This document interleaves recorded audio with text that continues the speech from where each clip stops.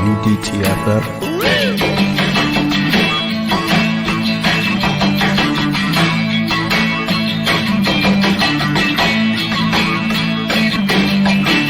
Once again, here's Drinking and Talking Fantasy Football with your host, Jake Trowbridge and Dustin Lunt. Hey, good evening, everyone. Welcome back to DTFF and what is going to be a very special episode this evening.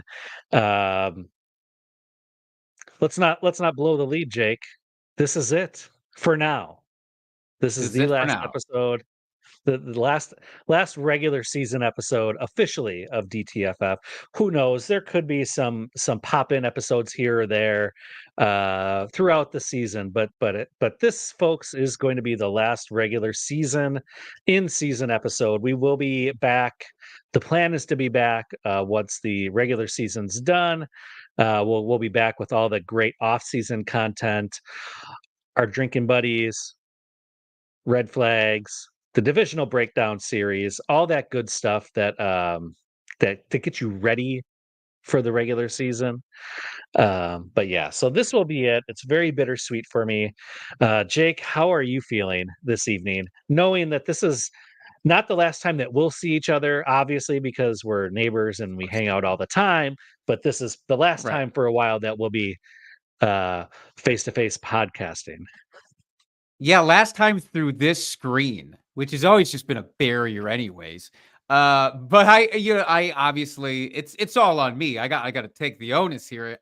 I could only feel a certain way about it because I'm the jackass who's getting in the way as my plate sort of runneth over at the moment with this. But I always felt like we really crush in the off season. We're sort of the guys who get you primed, get you ready. We are the what do they call that? There's a term for that in a certain industry. We're the not fluffers. Fluffers? We're fluffers. Yeah. We're the fantasy fluffers. And I thought we should change our name for a while, but we haven't done it. Maybe that'll be the next iteration sometime in the future. The fantasy fluffers. I can't wait. I cannot wait. But no, hey, look, we're not going to leave you in the lurch. We've come equipped with some rest of season stuff so that from this point forward, we can do our best at least to help get you across that championship finish line, if I may say. That's right. That's right. Before we get into any of that, Jake, what are we drinking this evening? Well, on this very special episode, I wanted a very special beverage for us. So I went to the Whiskey Well. I'm a whiskey fan. I know you're a whiskey fan as well. And this one, my wife and I actually had 3 years ago when we went out and got married in Ireland. We had this whiskey called Green Spot that we just fell in love with. So that's what I have here tonight. I was actually reminded about it because it's the wife and I's 3-year anniversary this past weekend. And I was like, oh, I remember this beverage. How do you feel about this one? That is so smooth. That is one of the smoother whiskeys I've ever had. Not saying that I'm sort of whiskey connoisseur by any stretch of the imagination, but oh man, that is good. That doesn't taste like anything when it's going down. Which is dangerous. So we had a tasting when we were out there because, when in Rome, right? Do as the Irish do. And so we had a bunch of wonderful different whiskeys, but this was the unanimous winner for us, at least. Yes. Comments in the chat. We've got Hoove joining us, just says boogers. Well, boogers to you, Hoove. Albert joining us as always. Hello, Albert. And then Tootsie joining us. I came to say hello and then goodbye. Yes. Not goodbye forever, but see you later. Goodbye for now. Yeah, that's right. That's right. Just a for now. We will be back. And we're still going to be on Twitter. We're still going to be doing content out there. It's not like we're disappearing from the space here at all. You just won't be able to see our beautiful faces every Tuesday evening any longer. That's all. We won't be plastered over this beautiful yellow background. That's really the only difference. Right. I think. That's true. Yeah. So before we get into our drunk trade here, Jake, I do want to do our beer bet payout that we did last week. Well, we got to get this right at the top because it makes me happy that I won this one. If you guys hadn't guessed, I won this one. So the beer bet we made last week was Justin Jefferson versus Debo, full PPR points, and this was in game matchup between two players on opposing teams in the same game. So I took JJ in this, and JJ had 23.3 points, and Debo a very respectable 18 points. It's not like this was a blowout, lopsided, like some of them that we've seen, but Mhm. still a big victory for me nonetheless, which I am absolutely ecstatic about. So, Jake, I believe there is something you would like to say to me right now. Yeah. It wouldn't be a show if I didn't have to say these words to you with a little bit of vodka in hand. Dustin, you are an amazing fantasy football prognosticator / genius. Cheers, sir. Yeah. Oh, it never gets old hearing that. I'm not gonna lie. Oh, It gets old and how did saying that it. treat you? I'm not a huge vodka person, but after the beauty of this whiskey and then to go to something that harsh, it Oh, wasn't great. It yeah, wasn't that's great. not good. But I No, get to go back to the good stuff now, so that's fine. even better, even better. All right. Well, before we get into our kind of rest of season rankings, who would you rather type questions? We got our final drunk trade here. Let's do it. Hammered drunk. Drunk trade of the week. Well, it's only fitting that we revisit Reddit for this one, the last drunk trade of the season. This is a Superflex 10-team dynasty league. Comes from Reddit user Business OK 7351. There was a lot of other business OKs already taken, apparently. So Drunk Me sent Jaden Daniels, Jalen Waddle, and Jalen Polk for Marvin Harrison Jr. First of all, Business OK 7351. Do you just not like that rhythm of a first name? Holy crap. Jaden, Jalen, and Jalen. That seems like maybe the issue here. But anyways, they woke up and saw it, and my heart skipped a beat. I was holding too much value at QB, and the only thing in my lineup that changed was Waddle to Marv. I'm hoping Trevor Lawrence is going to be able to give my QB2 spot what it needs to compete. So this was obviously done during the offseason several weeks ago, but just at first blush, remembering that it is Superflex and only a 10-teamer, how bad is this in your eyes? I hate it. I hate every piece of this. I don't think there's a thing as too much value at QB. I don't care what the league size is. You could have a 6-person league, and there's no such thing as too much QB value. You just, especially with the guy in Jaden Daniels, that I would take easily over T-Law right now. Just with the rushing upside, he's got the arm. I know he's a rookie. We haven't seen him really play, but that doesn't bother me. Like we've seen what T-Law is, and he's fine. He's gonna be maybe an okay QB2 for you, but I would much rather have Jaden Daniels as my QB2. Jalen Waddle and Jalen Polk for Marvin Harrison. Don't like that either, even if it was just those two. Um, I mean, I love Marvin Harrison, and what he did this last week was absolutely incredible. I think that just shows the ceiling that he can give you. But I mean, I just don't see the value here of giving up those 3 pieces. Jalen Waddle's still very young, very good wide receiver. Jalen Polk, we haven't seen what he can do yet. And I know Hoop says we got to say good things about Jalen Polk. So I won't say bad things about him specifically, but with this New England offense in general, it's kind of a hot dumpster fire right now.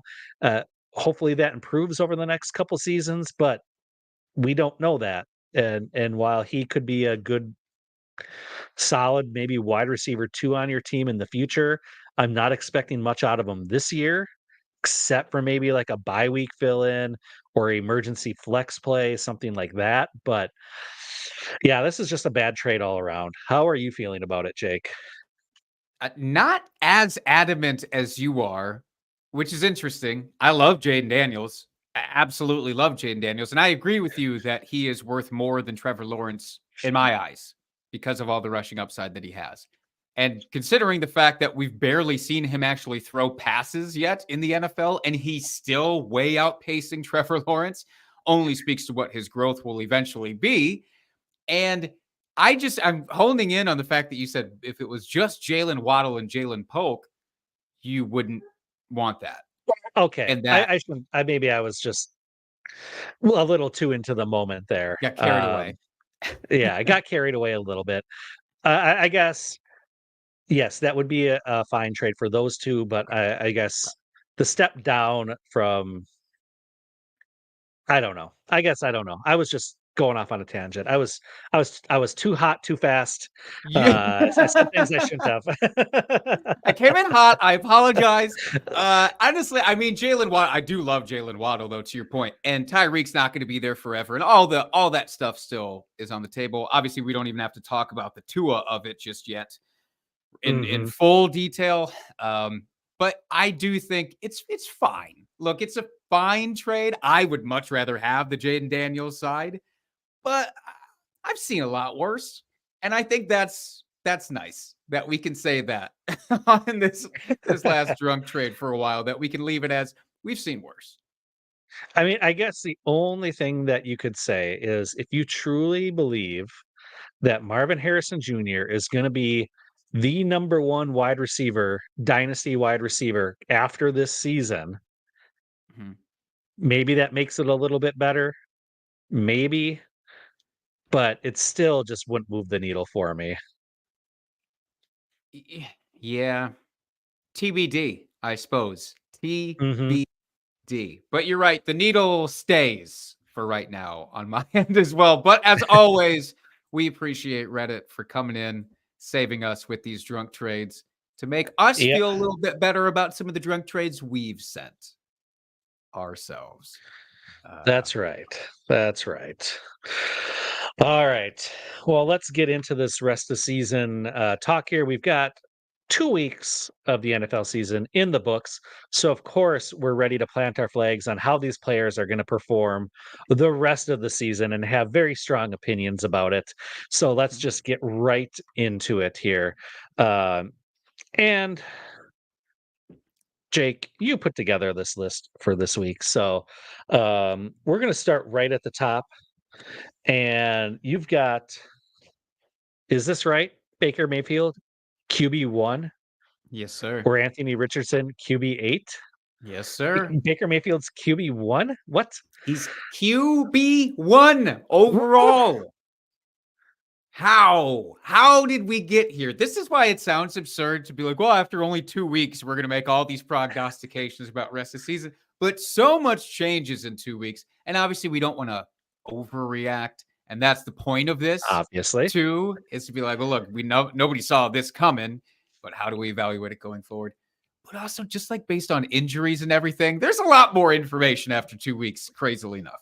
But yes, this is accurate. Baker is the top dog overall for fantasy right now. But the rest of this year, do we trust that Baker can stay consistent, not necessarily QB1 overall, but consistently at the top?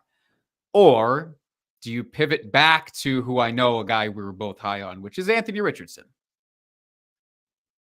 I will take Anthony Richardson here. I would be confident in saying I don't think Baker's going to finish inside the top 12 come the end of the season. Is it possible? Sure. I would not be confident with that whatsoever. And Anthony Richardson, we saw the tale of two Richardsons here over the first 2 weeks of the season. Houston was electric in week 1. Those big bombs downfield, running the ball, looked fantastic. Looked like he could be a steal of the draft. Let's be honest, as you know, he's going at like what, QB5, QB6-ish, depending on your draft. Looked great. And then this last week against the Packers, playing the backup quarterback, which nobody expected Richardson to look how he looked, was terrible. And he couldn't hold on to the ball, couldn't get anything done, was missing his wide receivers. And I think that's going to be kind of what you get from Richardson all season long here. There's going to be ups and downs. you have to remember he's essentially still a rookie. He only played part of 5 games last year. Right. So, he doesn't even have a full season under his belt. So he's gonna still play like a rookie. But for me, give me those highs going against those lows, man. Like Baker, if you want a safe play week in and week out that may or may not be that fringe QB1 area, then fine, that's Baker. I would not fault you for that at all. But Anthony Mhm. Richardson, he'll win you weeks single-handedly. So give me the guy, especially in redraft here for this season. Give me the guy that can single-handedly win me a week, and that's Anthony Richardson.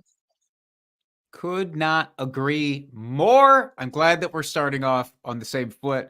And I will just add to that simply, Anthony Richardson had Michael Pittman come back for the first game last week, and you're right. It did not look good, but it will only improve. We've still got Josh Downs coming back to this team at some point. All of these weapons will sort of fortify. Hopefully, A.D. Mitchell will stop pre-greasing his hands before the games. I think that would be a big benefit to Anthony Richardson. But Yeah, the definitely only lay off the caveat, butter popcorn. yes, right. The only caveat I would say is like, hey, if your entire team is full of boom bust guys elsewhere, I mean, top to bottom, running backs, wide receivers, tight ends, just nobody that you have trust in, and they're all riding the wave, and you want one guy to just kind of buoy for you, okay, fine.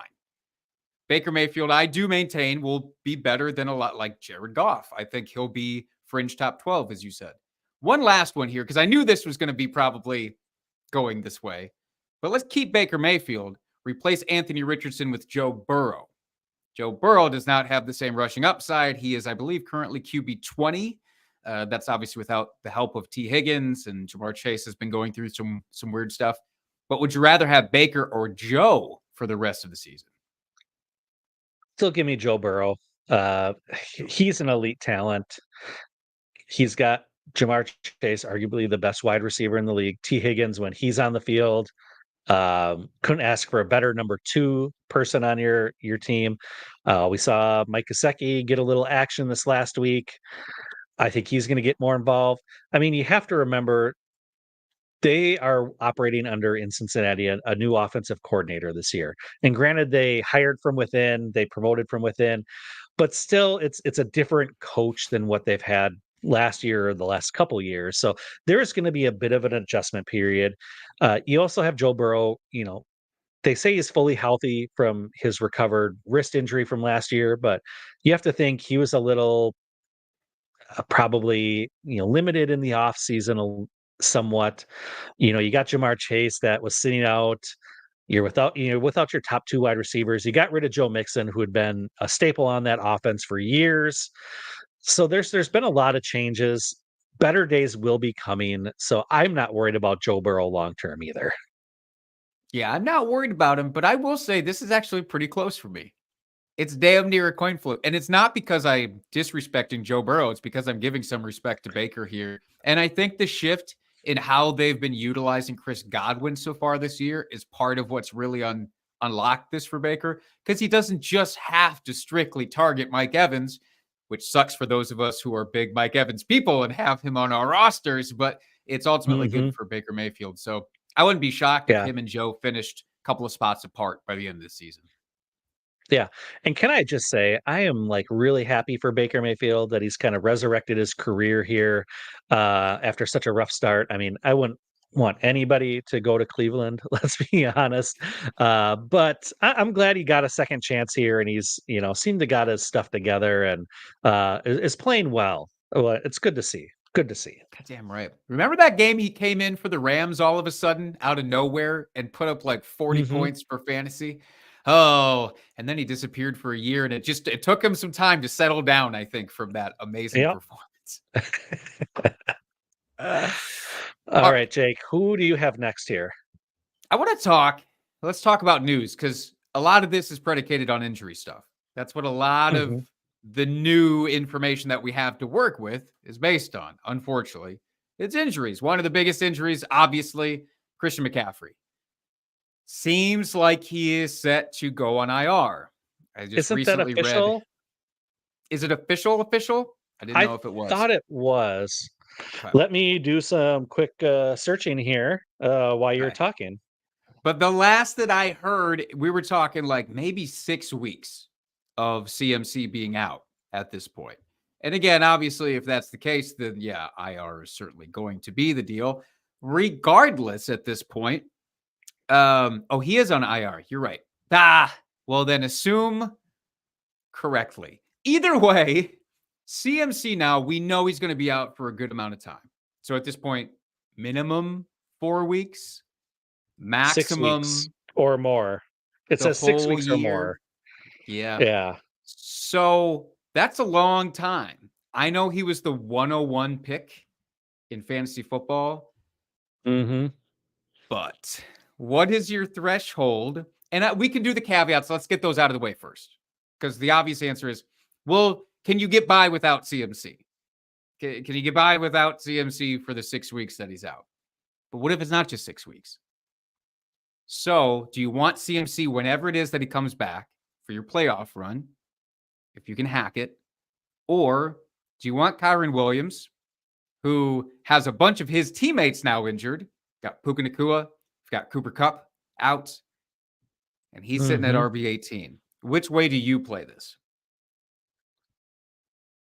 I can be kind of a wuss when I play fantasy football and be risk adverse at times. So I would probably take Kyren Williams here, just because the way they're talking and because this is an Achilles injury with CMC, I get they want to very much take this slowly, because the last thing you want to do is have a ruptured, torn Achilles where he's out for the year and maybe doesn't look the same ever again. Like, I know we've seen, J.K. Dobbins came back and Deonta Foreman. Like, we've seen players that have come back and had success following these Achilles injuries. Aaron Rodgers, Kirk Cousins.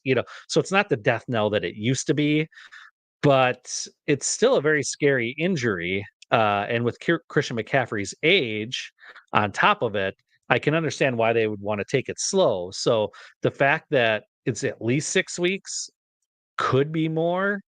I wouldn't want to chance waiting for McCaffrey to come back for the playoff run, assuming you would make the playoffs. I mean, losing the 101, your first round pick, is a huge blow.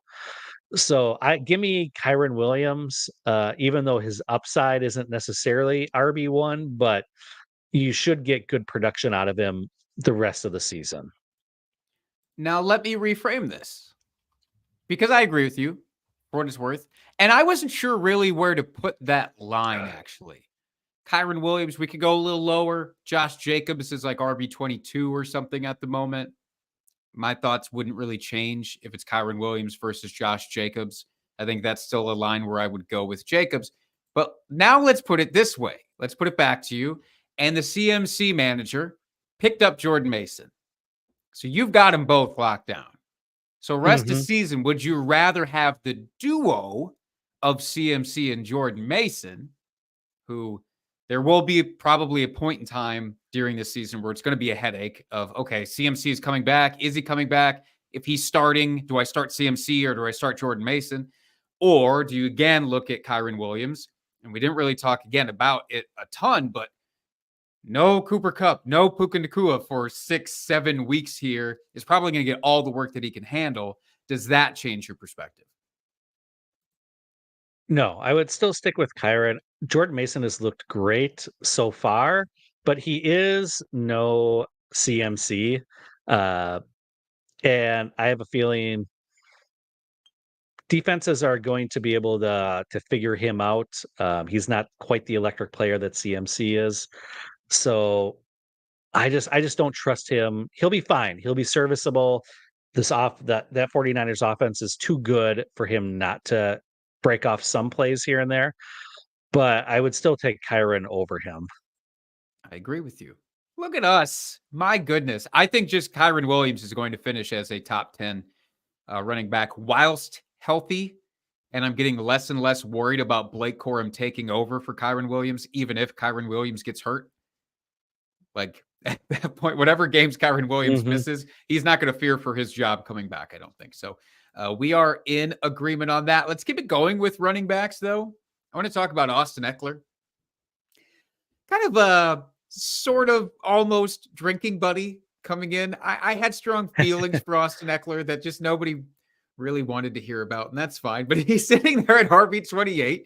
It's respectable considering the Washington offense and the fact that we were talking, Jaden Daniels not really throwing passes at all at this point. But Austin Eckler getting some dump offs. So he's at RB28. Najee Harris on the flip side, sitting there at RB33. I was told by people smarter than me that the Pittsburgh Steelers are a run-first offense operating with Justin Fields. Boy, it would be nice if somebody told Najee Harris that for our fantasy teams. So at the rest of the way, do you think that the workload catches up with Najee? Do you like having the PPR functionality of Austin Eckler? What do you think? Can I say both? Is both an answer here? Because I do think better days are ahead for Najee. But if we're just talking these two, which we are, give me Eckler. He looks explosive. He looked like he still has a little juice left in the tank. Give me the PPR back, the guy that's going to be catching those passes. He can still make guys miss. Yeah, so give me Eckler out of these two. Although, like I said, I do think better days are ahead for Najee. I don't know if they are. I'm worried about Arthur Smith still ruining this. Again, we have all the evidence that this is being operated as a run-first offense, at least while Justin Fields is under center. And it sounds like he's starting again in week 3. So just FYI for people worried about that. Seems like it will be him over Russell from what I heard. Why would you take him out if he's doing what he needs to do right now for this offense? Yeah. And they're kind of getting into a groove. Like, yeah, why? I don't know. I wouldn't understand why you rock the boat. I would like to speculate that Russell Wilson will once again get moved from this team at some point before the trade deadline. I think he might end up to another team. I don't know. I mean, maybe it is Miami. Like if Tua truly is, out, maybe it's Miami. I don't know. But irregardless, I don't think Russell even if Russell did start for the Steelers at some point, I don't think that's going to salvage Najee Harris. I do think that Najee Harris can be usable in your flex, but Jaylen Warren is still there, I think arguably looking better than Najee Harris looks. So maybe a piece of the pie eventually moves over to him. But Austin Eckler, I wanted to give respect to Austin Eckler, and I'm glad that you're with me on that. So this is where it's going to get a little weird. But Kareem Hunt signs I love weird. with the Kansas City Chiefs today. It's official. He signs with the Chiefs. So Isaiah Pacheco's out, I don't know, 6 to 8 weeks, whatever it is. Might as well be the entire season at that point. So Kareem Hunt, presumably the starting running back for the Chiefs, maybe. Or Raheem Mostert, who we haven't gotten to see much of at all. Doesn't seem like it's a lengthy injury for Mostert at this point. We'll probably be back in the rotation soon.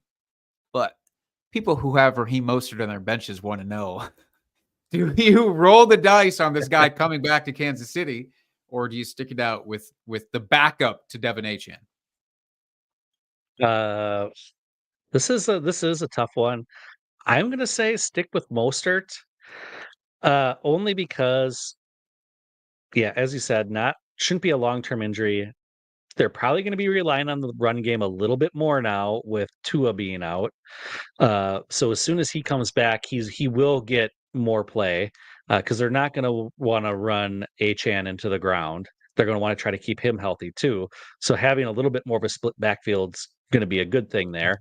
And Kareem Hunt, he was signed as a backup after injury. Like he was not on a squad to start the season for a reason.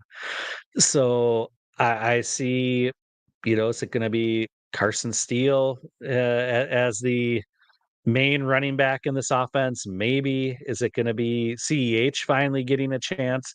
Maybe. Is it going to be a split? I just think Kareem Hunt signing with them is more of an insurance policy, giving them depth.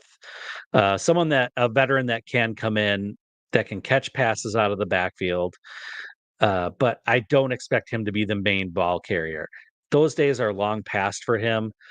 And if he was still that good and that talented, he would have been signed with the squad and been on a starting roster already.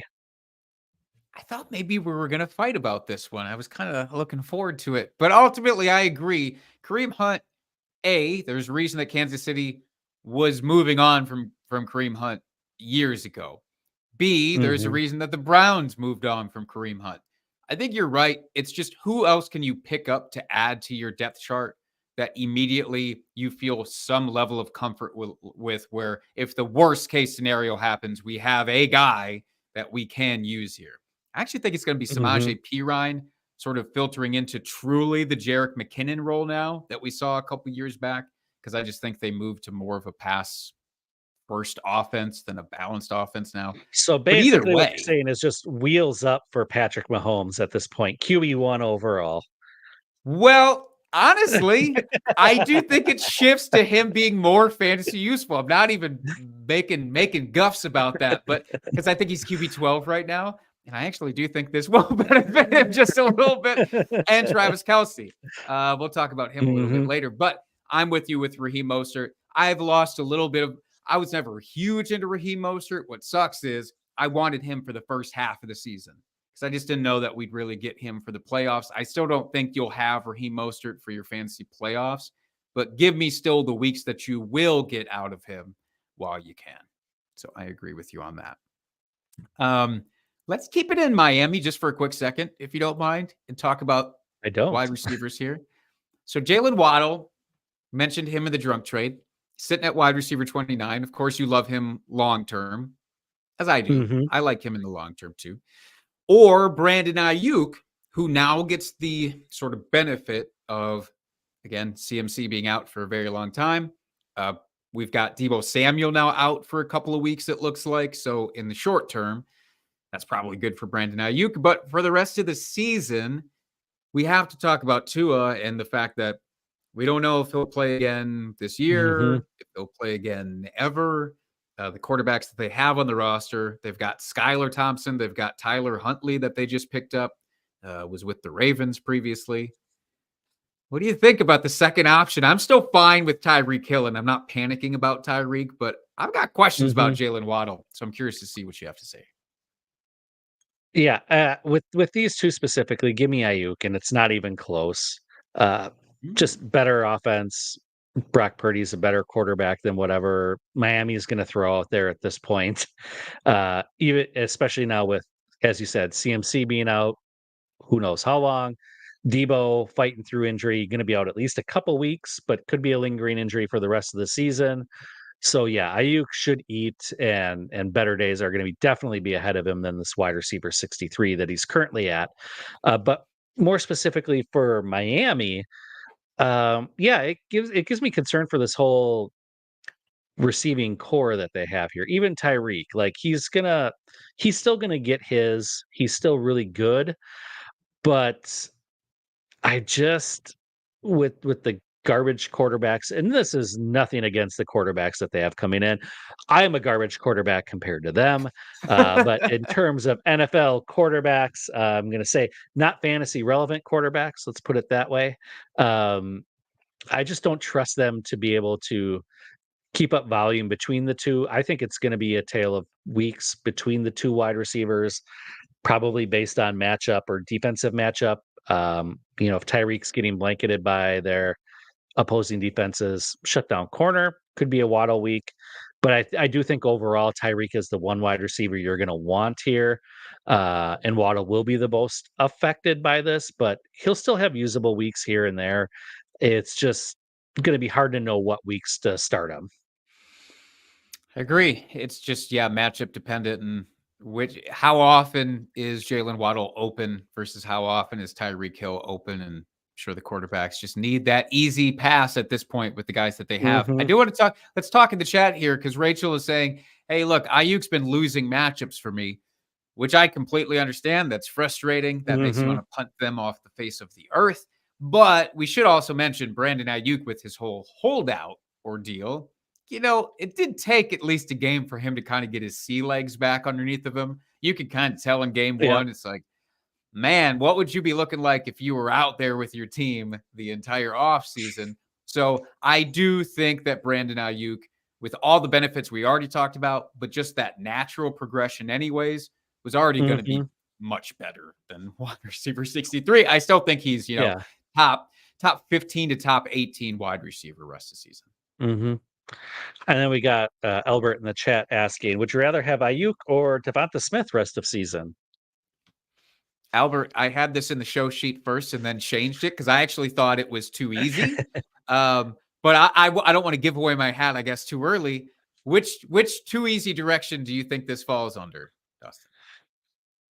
Well, for me, I'm going to stick with Ayuk on this one. Devonta Smith has looked great so far, but I guess maybe I've gotten burned by Devonta Smith in the past with AJ Brown being there and him really commanding the bulk of the targets. And I think Ayuk is, well, they're both ascending players. Like they're both great players. It's not that I dislike one or the other, but if you force me to choose, I'm going to choose Ayuk here. Especially now with kind of the injuries that are piling up on this 49ers offense. He is going to be the guy. That's interesting you say that, and maybe this changes your opinion, maybe not, because AJ Brown is out for a few weeks, it looks like, with his own hamstring injury. So he's not going to get rushed back next week. I don't know that's official a few weeks, but it's going to be some time that he misses. Mm-hmm. I'm more ready to dive into that experiment because we saw what Devonta Smith was without AJ Brown for that year. And he can operate as kind of that main guy. And we saw him hyper targeted by Jalen Hurts, him and Covey apparently on Monday Night Football. Gun to my head, I don't know Covey's first name. I don't know that the announcers of Monday Night Football knew his first name, but I do think Devonta Smith is the guy that I would prefer out of him and Ayuk, just because I think the boom potential is there, at least for the short while. But there we go. Our first one of the night. Maybe we can keep it going on this one. This is weird. This is a weird thing to type in, but the top 8, so wide receivers 8 through 10 are in order: Jamison Williams, Alec Pierce, and Rashid Shaheed, just like we all planned it coming in when we were drafting our teams, obviously. But out of these 3, I had to cluster them all together because in some ways they're all kind of the same guy.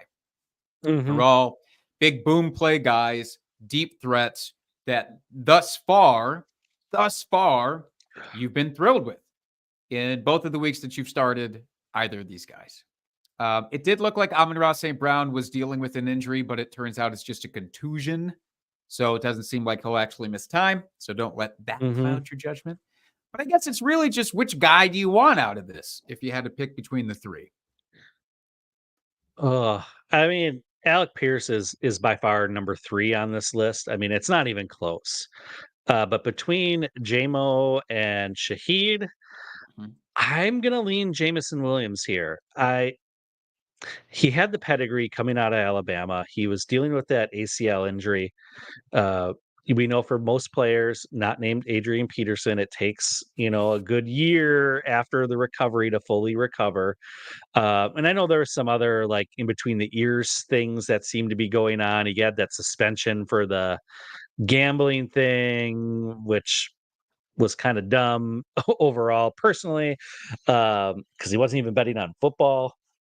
But I think we're seeing him finally starting to put it together. And in this offense, he can operate opposite of Amon-Ra. He won't be getting double teamed that often. So I think I'm going to go with the pedigree and what we all thought about him coming out of that draft. And that I'm hoping that he finally is kind of, like I said, putting it all together. It's all clicking. And I think he can turn into a solid wide receiver too. Although it is close with Shaheed. I'm not going to lie. I know he's been very boom. It's all been big plays so far, but all we've seen out of the Saints offenses the first 2 weeks is big plays. So the new offensive coordinator coming in really has made a difference and is really making Derek Carr look like an MVP candidate at this point. But Shaheed has definitely been the beneficiary of that. And if they're going to continue to take those deep shots, I mean, Shaheed's going to be a great value for the rest of the season. But as I said, just kind of edges out for JMO for me. Well, we agree on the fact that Alec Pierce should be the number 3 guy in this by a long distance mile. No disrespect to him, but it's Obviously. just not going to continue to that threshold. Again, Josh Downs is still not back into this offense. He should be coming back soon. I do think that Michael Pittman sees more targets going forward, yada, yada, yada. Same with A.D. Mitchell. I think I'm willing to invest in the Clint Kubiak offense with Rashid Shaheed. And the fact that I was overlooking him coming into this year, I was just like, oh man, Mhm. Chris Olave is the only name on that roster, really. And then, making a case for Alvin Kamara based off of that as sort of the number 2 weapon. But it turns out, Shaheed is pretty damn solid as the number 2. So I am personally still going with Rashid Shaheed because I think that Sam Laporta gets more involved in that Detroit Lions offense, has to get more involved than he's been the first 2 weeks. I think that drastically reduces the impact that Jameson Williams has on the game. And I think that the Lions are probably going to be playing with a lot more leads too in some of the softer schedule that they have. So I think that also eliminates some of the need for Jameson Williams. But it is pretty close. But yeah, I do prefer Shaheed. And I want to keep the Saints talk going with this next one. I didn't realize that I had both these guys in here. My bad. But Chris Olave is sitting at wide receiver 55 right now. DJ Moore, in what we thought was one of the most crowded offenses in Chicago, is wide receiver 37. I'm just going to say it. Chris Olave. I'm worried about Caleb Williams. I'm worried about the offensive scheme for the Bears just overall. It looks gross. Chris Olave, on the other hand, had a 40% target share last week. It didn't do enough for fantasy 40%? managers. 40% target share.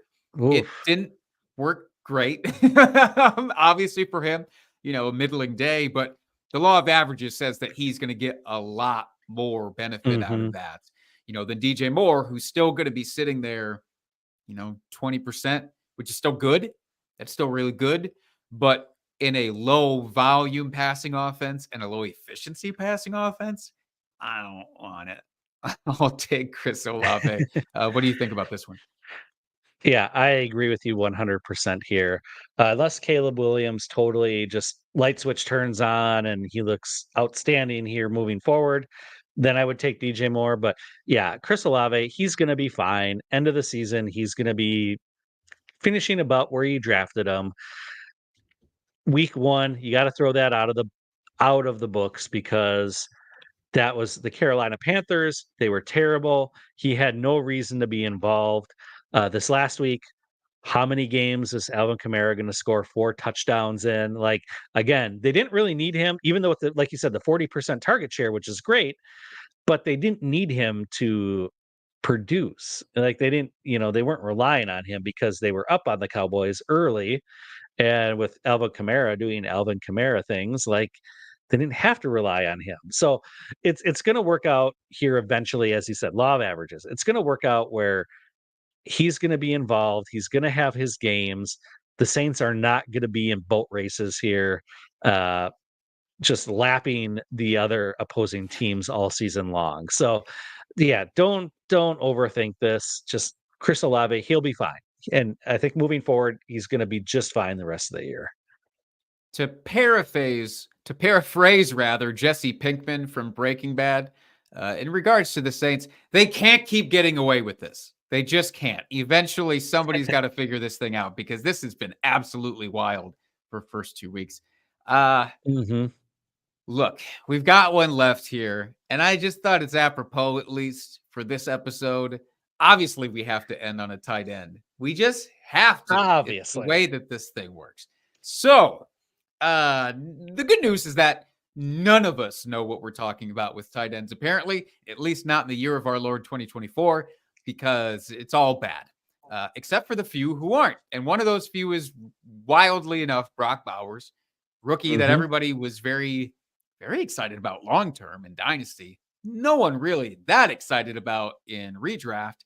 And he's sitting here at tight end 2 through 2 weeks. And then we've got the old hand, the old boy, Travis Kelce, all the way down at tight end 30 after 2 weeks. In the ultimate case of react or overreact, Dustin, which of these guys do you want if you can only pick one for the rest of the year? I'm still going to stick with Kelsey. I love what Brock Bowers has done and shown so far. And he probably deserves to be in like the dynasty talk of that upper tier of young tight ends. And I know he had the pedigree coming out. Everybody was very excited for him, and he's showing it. I don't know that I trust that Las Vegas offense enough for him to keep producing at this level all season long. Where, as we're just talking about with Kansas City, they're probably going to be passing a little bit more now that Pacheco's out. One beneficiary of that should be Travis Kelce. And we saw it last year. He started off slow, and then by the end of the season, looked like he was totally returning to form and just fine. Could this be the year that he finally kind of reaches that age cliff and we don't see him produce as well? Maybe. And maybe that's what we've seen so far. But I'm not going to bet against him. He's been one of the best in the game for a number of years now. And I just, in this offense that we know is going to be high powered every single week, I'm just not going to bet against it. Maybe I will be totally wrong on this, planting my flag on him like that, and I'll regret it at the end of the season, but that's fine. I'll take my chances with Travis Kelce and the guy that you drafted much higher, and you shouldn't be panicking on him at this point. I agree that you shouldn't be panicking about Travis Kelce, but I really think Brock Bowers could be the dude. One of two dudes in that offense. So I do think, first of all, let me just say, Gardner Minshew, I apologize. I said some pretty rude things when I found out that you were the starter for this team. I would like to take some of them back. I do think that he can sustain top-tier fantasy weaponry, if nothing else. And I think that's just going to be a consolidated thing of Brock Bowers and Devontae Adams. I don't think we get anything outside of that close to consistently for the Raiders. So Jacoby Myers, you can keep him. I'm not interested in that. The backfield, no way. Gardner Minshew himself, no, I'm out. But those two guys, Devontae Adams and Brock Bowers, I'm very, very in on. With all of that said, Travis Kelce is still going to be a top 5 tight end when all this thing is probably said and done. Not far outside of that, if at all. I want the spike weeks of Brock Bowers, though. Give me I think that the days of Travis Kelce, I think winning you your weeks, I think are gone. I think he'll still be great for fantasy football, but I think the days of him being able to do that singularly are gone. So I will take the goose eggs that I get from Brock Bowers if they come with the ceiling potential that he brings in that offense so I can win my week. So I will say Brock Bowers. And look at that. We end on a disagreement here.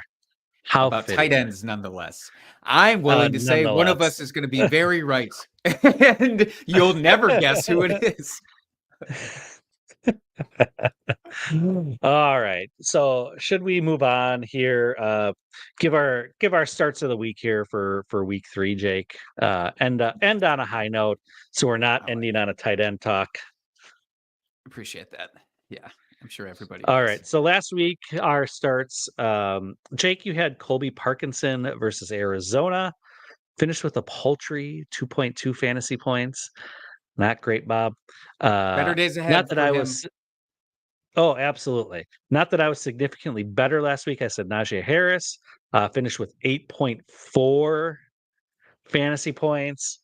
So slightly better, but still not any sort of league winning production for you. Probably didn't lose your week, but definitely didn't help you win your week either.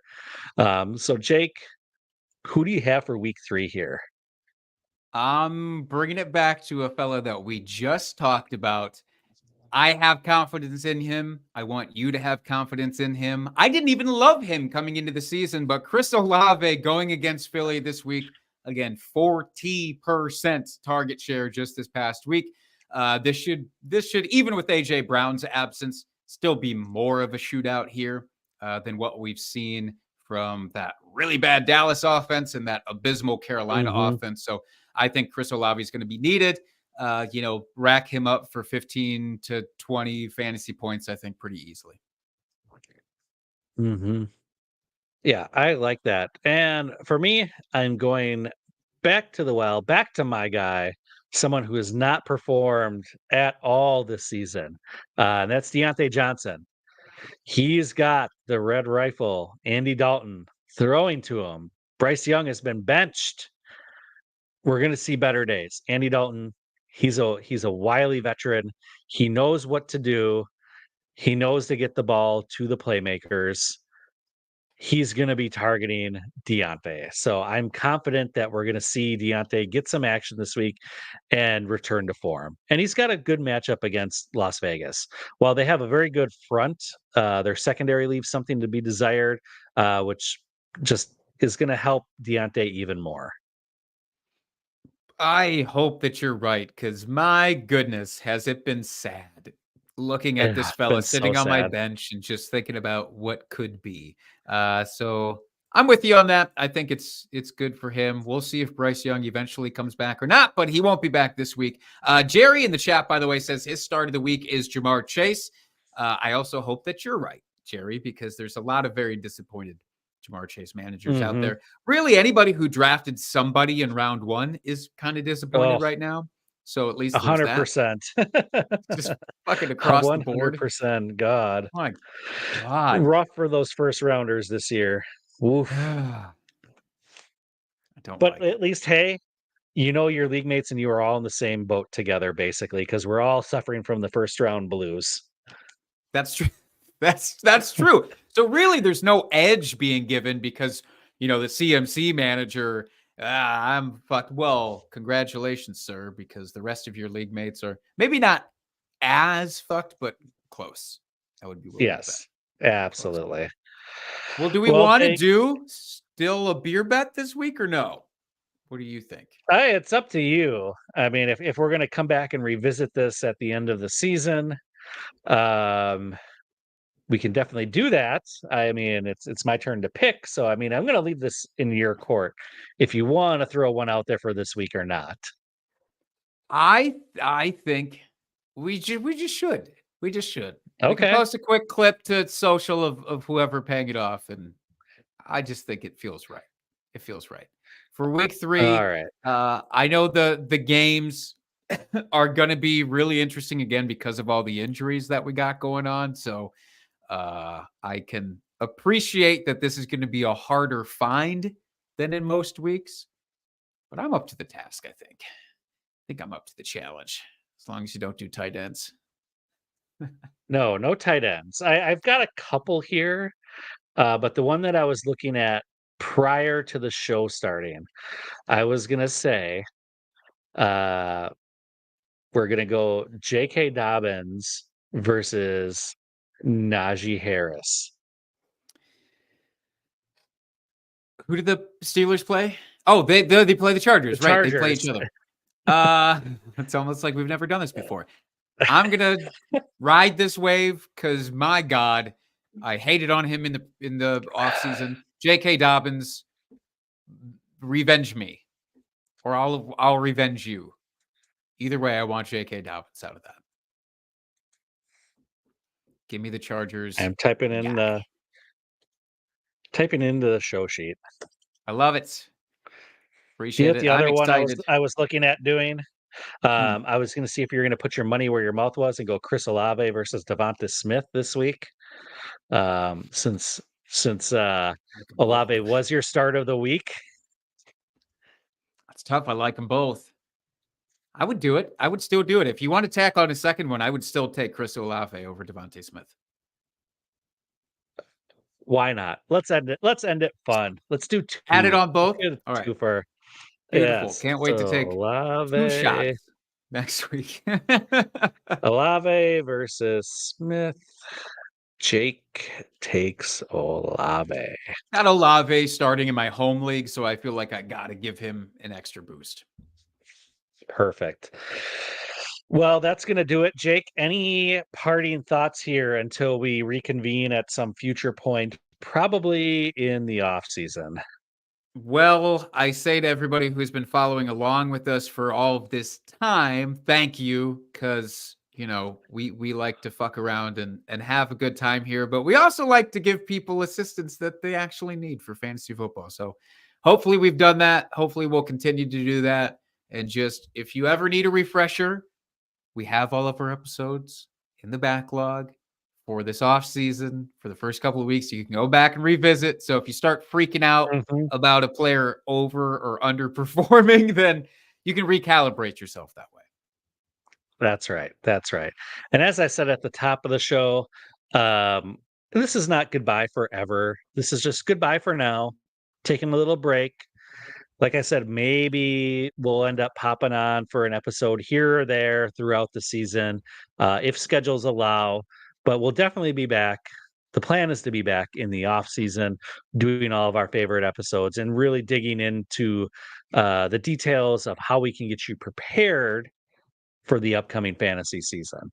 And we have a lot of fun with those, have some great guests on to give their insight as well. So, yeah, thanks to everyone. We're not, like I said, not goodbye forever, but just goodbye for now. You'll still be able to see us out in the Twitter sphere. Doing our thing. Jake more so than me since he does all this fantasy life stuff and all the incredible videos that you put out. But you'll still see me out there as well. You can find me doing Trade Block right after this at 8 o'clock Central. Still be doing that and probably still be putting out some other content as well. So we're still going to be there. We'll still be doing our thing. And I think I can safely speak for you, Jake, that our DMs are always open. If you have any sort of fantasy questions or just want to say hi, we're still going to be here. We'll still be asking or taking questions, answering them for you. Like we're not gone. Just like I said, going to be taking a bit of a hiatus. So thanks to everyone that has joined us over the years. It's been a wild and fun ride. I've enjoyed it. And Jake, I can't wait to get through the season. Not that I wish the fantasy season away, but I will miss doing this with you every single week. It's been a lot of fun, and I look forward to the off season when we can revisit and get back to doing these shows. Hell yeah, man. The feeling is very much mutual, and I'm sure the end of the season will be here before we know it. Hopefully, when we reconvene, I can lord our home league championship trophy over you, but that is yet to be determined. We'll just have to see. Well, see, I was going to say, I was going to, swap this loser license plate cover out for our home league trophy. So we'll see. We can hope. We can hope. All right. Sure. Well, with that, folks, thank you for joining us and keep drinking and talking fantasy football. Cheers, FFers.